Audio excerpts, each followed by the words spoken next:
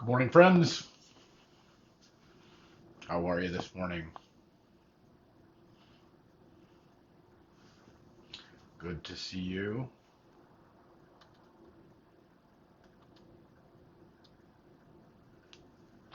Trying to get things right. I don't know if we can get it right or not. There we go. How are you this morning? Karen, good morning. Good to see you.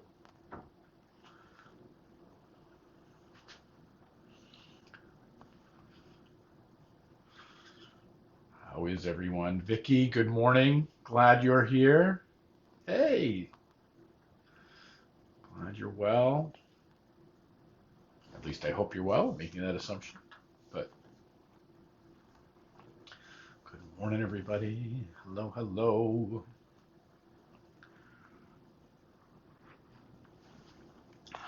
Little life is good coffee going.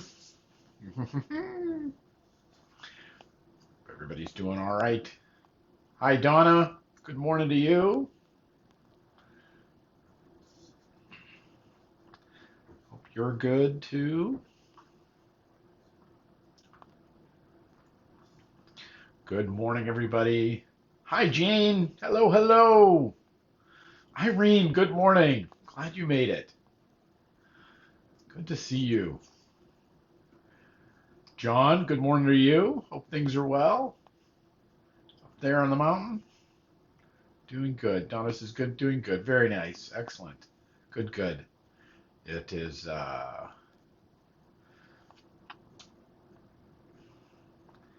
it is beautiful here as well.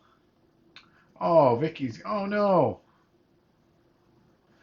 Okay, I will let them know. Yes, today is our monthly um, meal that we prepare with our Baptist friends. It is served down at the Baptist church, but we prepare about 75 or 80 meals for the community here in Fall River. Vicky is always a stalwart and helping out with that. And I'm sorry you're not feeling well. That is too bad. And your boy Larry is running the show today too, so you get a chance to see him. I'm sorry, but we'll keep you in our prayers for sure, Vicky. So um, this is always a fun day to join together and some and preparing some food. Good morning, Sharon. Glad you're here. Good morning. Good morning. All right. Good morning, everybody. Let's get going this morning on the 7th day of June. The 7th day of June. We're a week done in June already. Can you believe it? Like we're a quarter of the month is already gone, and here we are at 11:11. And I am glad that you're with us. I'm glad that we are gathered once again, and we get to be a part of this journey together. Cecile, good morning to you. I want to just talk a little Bible today because I know we do that every time, but there's the story that I was just doing some reading around, and it really struck me how interesting that just a piece of it that I'd never come across before, and that's always fun for me. So I wanted to share the fun with you. So here we are. Jennifer, good morning. Hope the Shaw family is well. Hope you're doing great. Okay, so it is from Mark chapter 12, verses 41 to 44. So this is what's called the widow's mite. It's the widow's orphan offering. And so, uh, and so this is Jesus standing in the temple. Uh, where, thank you, missing all of you. Yeah, very great. So here's Jesus sitting in the temple, um, hanging out. He's just hanging out, watching the scene in the temple. It's a big temple in Jerusalem. And this is what happens. He says, and he sat down opposite the treasury and watched the people putting money in the offering box. Many rich people put in large sums, and a poor widow came and put in 2 small copper coins, which make a penny. And he called his disciples to him, and he said, truly I say to you, this poor widow has put in more than all those who are contributing to the offering box, for they have contributed out of their abundance, but she out of her poverty, as she has put in everything she had and all she had to live on. So there's a lot of this story that's caught up in there's a lot of the story that's caught up in the cultural context. So I'm going to kind of break that out a little bit because so if you walked into the temple, so Jesus is looking at the treasury, right? So and if you walk into the temple, there were these funnels that when they were called trumpets because they looked like the mouth of a trumpet, and there were 13 of them all lined up as you entered the temple. And this was the place of offering your gift. And that each trumpet had a different designated offering.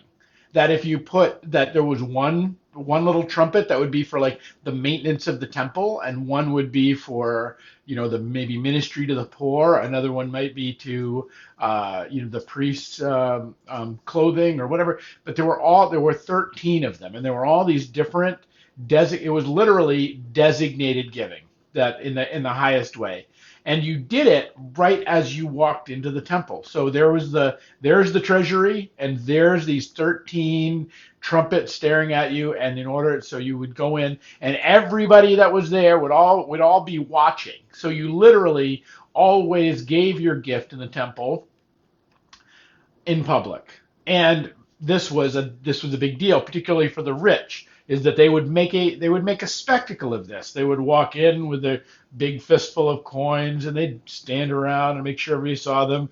And then again, this big brass funnel, when you put a coin in it, it would make all this noise. So it was this clink, clink, clink, clink, clink, clink, clink, clink. This way of this demonstrating the abundance that they were giving to God, that they were giving out of this abundance that they had, that this was, and that you would see this spectacle kind of unfold. And Jesus is just hanging out in the temple watching this as it goes. Now this is one of the things, and I'm grateful to the Reverend Dr. Brett Younger for pointing this out, because I think this was a brilliant notice that I'd never thought of before. That Jesus' reaction to this is gathering up the disciples and pointing at the woman and saying, look, this widow has put in more in all those who are contributing to the offering box, for they contributed out of their abundance, but she out of her poverty. So but he's watching it, and he points to her and says, hey, and says, she's really the greatest giver out of this. Now that's great, right? However, and this is what I never thought of, if you or I had someone in our world that we knew that was going to do this, we would probably not have this same reaction that Jesus does, to say,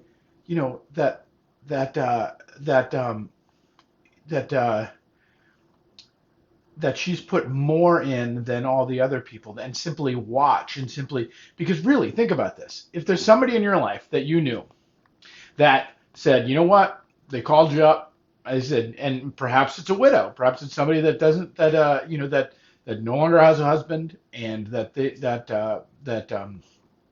now wait, before I get to that, let me back up a minute, because I want to talk about widows for a second, because we really need to understand what widows are in this cultural context, in order to make this make sense. So, sorry for that. Widows. So she makes her tink tink 2 little coins, in the trumpet of her choice. Jesus catches her doing this. Now, why is this significant? Because everybody else that's dressed in that place, everybody else that's on array, they are in their Sunday best. They're in their Sabbath best. No, it's not Sunday. They didn't worship on Sunday, but they are in their Sunday best. They're in the finest clothes they own. So is she, but she doesn't have any fine clothes. She's wearing the same clothes she's worn probably for a long time. Because this is what happened to widows in the first century, and particularly, and it's actually will still happen today in the Middle Eastern cultures to some degree or another. That a widow, having lost her husband, because remember she was given to the family of her husband. Now, if there's nobody to take her on, or if she has no children to help adult male children to support her, or if she's if she or if she can't go back to her family, because if she goes back to her family, she has to repay the dowry that came with her. So if she doesn't have enough money to repay the dowry, so she can go live with her birth family, and maybe there isn't a birth family, or if she's kind of stuck with her married family, and even then, if there's no place for her in a household, for instance, there's no male person that she can go live with, an uncle, or a brother of her husband, something like that. She literally is cast on the street, or she's maybe living this destitute life as like a servant, or as a slave within the household of her husband. It was not unheard of for widows to starve to death on the street in biblical times, because there was no one there to care for them, and they can't engage in economic commerce. That you couldn't do business with a woman. There had to be a man doing business and a woman, and now you could sell a woman's goods. If a woman made a blanket, a man could go sell the blanket and she could get some of the money, but that the reality of the world was that in order to be an economic agent, there needed to be a man in the equation somewhere. And if she didn't have that, like, she literally would starve to death, other than almsgiving or giving to the poor, or she was but being particularly destitute. Her gift was all she had. And Jesus identifies this. It was all she had. And not with an expectation of being able to get more necessarily. Her gift was everything she had. And she gave it to the temple. In a world where she probably had nobody that had her back. And she probably had no one that was there to continue to support her. She truly gave out of her poverty. And in a world that didn't allow her even to support herself. This is kind of the thing, is it wasn't just that she couldn't support herself, or she was lazy or didn't want to work. She couldn't. There was no way to plug into the economic sphere of her world. Now, that said, let's go back to what Jesus sees and what Jesus does. Jesus notices this. Jesus sees this radical recklessness at work. Like, this is reckless. She doesn't have anybody. She doesn't have anything. And what little thing she has, what did she just do? She just gave it to the temple.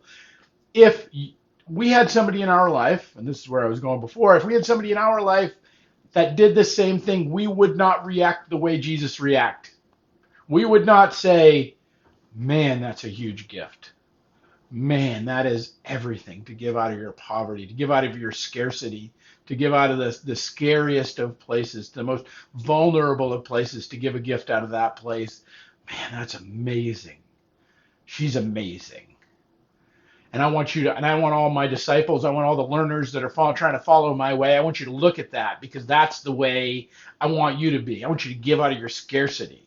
Oh, don't give out of your abundance. Give out of the thing that you don't think you have any more of.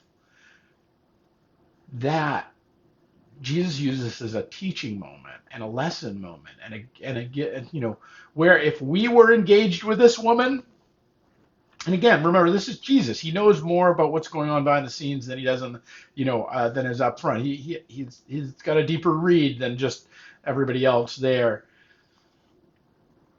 If it was somebody in our life, we'd be like, and they called us up, a widow that we know that maybe didn't have a lot of close family or whatever. Says, you know what? I'm selling the car, I'm selling the house, I'm cashing in the 401k, I'm cashing in the life insurance, I'm taking it all down to the church, and I'm putting it in the plate on Sunday morning.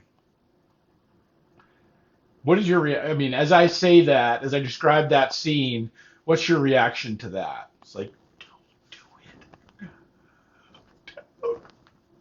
No. Like, we would ask some hard questions, wouldn't we? Like, wouldn't we like really like you really want to give everything? Like, you want to give all that you have?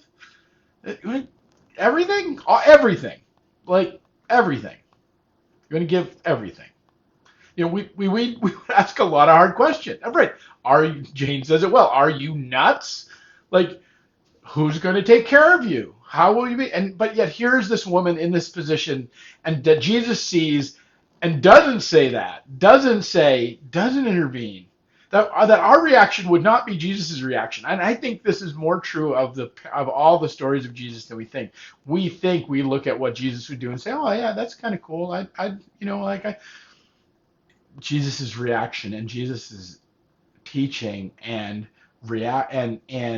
embrace of this is actually reckless and radical in the gifts that are both being bestowed and the gifts that he is witnessing and the gifts that he is even letting that woman step into. So, there's some of you that are a part of this that have been a part of this journey that have been, and just to talk about giving for a second, I've been wanting an excuse to say this, but many of you have been extremely generous with this ministry, this online ministry that we have, this little time that we have together, and I want to thank you a great deal for your generosity in that. And that's not really what I'm talking about today. It's what I want us to look at is this the reckless gifts that Jesus is pointing out. The reckless gifts, and it's not about money. Okay, don't hear this to be about money.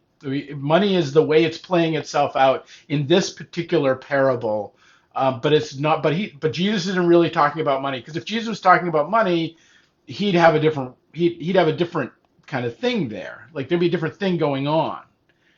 He's talking about her gift and the fact that she gave out of her poverty, not out of her abundance. The fact that she gave out of her poverty and not out of her abundance. Friends, I want to invite you today to think about the places of poverty in your life. Like, maybe you got plenty in the bank account, but maybe you just have a couple people in the world that you hold dear or that you are connected to, or maybe you don't feel like you have you're smart enough, or you're wise enough, or you're good enough, or maybe you feel shame and doubt. Maybe you're filled with despair. Maybe you feel like you can't even help yourself rather than help somebody else. Like, whatever your place of poverty is, and this takes a second to consider, because we don't want to look at it. We don't want to look at it, no matter how obvious it might be, like the entry to the synagogue, the entry to the Temple of Jerusalem, how obvious it might be that the widow does not have the right clothes on or the right thing, no matter how obvious it might be from somebody else. There's a poverty in us. There's poverty in all of us. It doesn't make us bad people. It just makes us people. There's an incompleteness in us, in all, to one degree or another.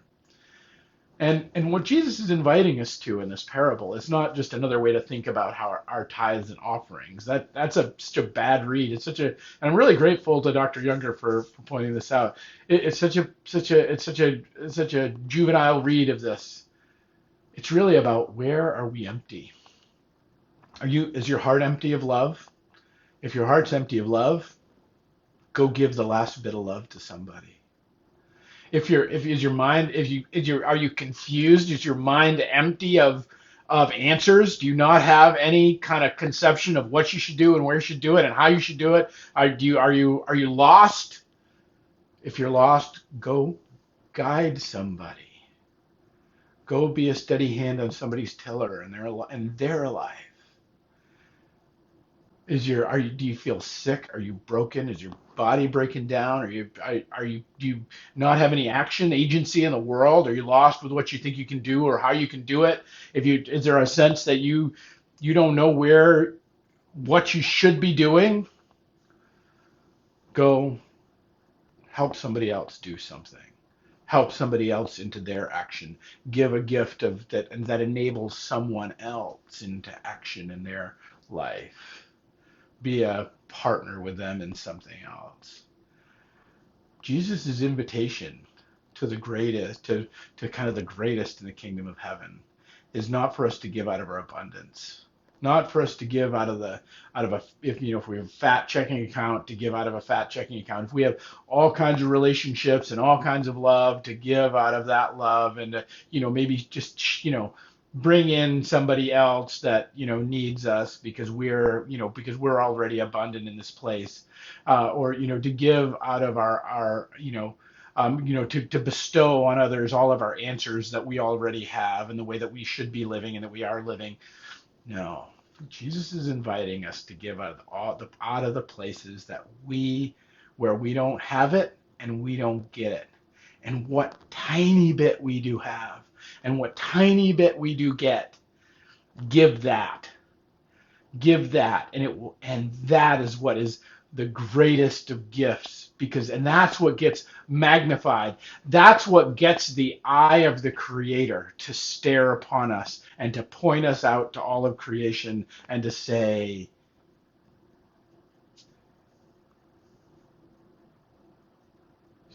she has contributed out of her abundance. Friends, I hope you'll find a place in your life to be able to wherever your lack is, wherever your poverty is, to go give it. Donna, I'm in a lack of hugs. Oh, Donna, that hurts my heart. You're good at hugging. You should get hugged regularly. You know, I remember when I was in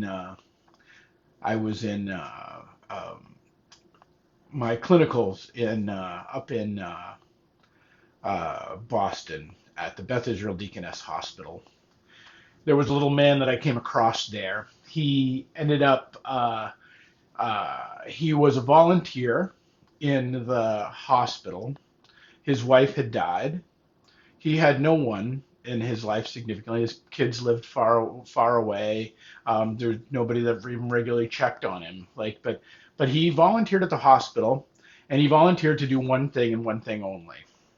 Is that when I was in that hospital, there was often a spate of drug addicted babies that were born in that hospital. That it was downtown Boston. It was during one of the larger drug epidemics back in the back in the 90s.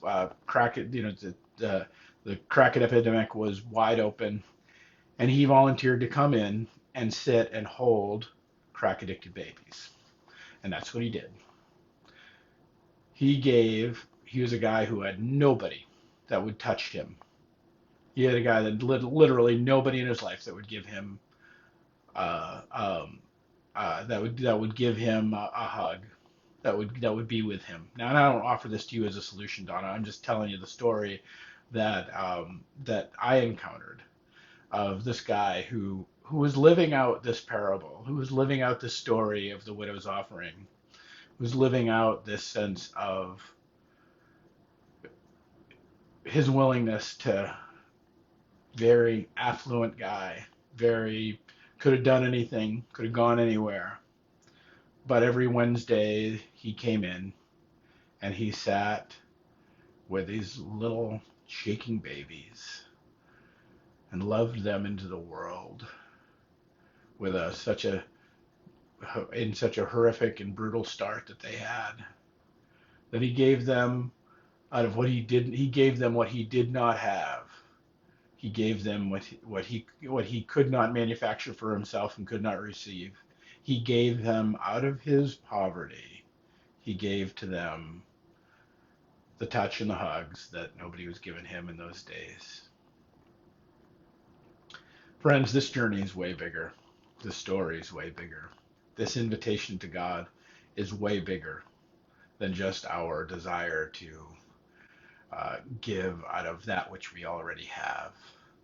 But the great effort, the great invitation, the greatest of these is when we give out of our poverty, when we give out of our lack, when we give out that which we think we just don't have and maybe we'll never get. when we offer the world our reckless gifts. All right, friends, that's my hope for you today, is that maybe you'll be a little reckless in your gifts and your giving. Donna, next time I see you, I'm going to give you a big fat hug. So I hope all of you are well and good and true, and may blessings be upon you this day. And we'll pick it up tomorrow with another 11:11.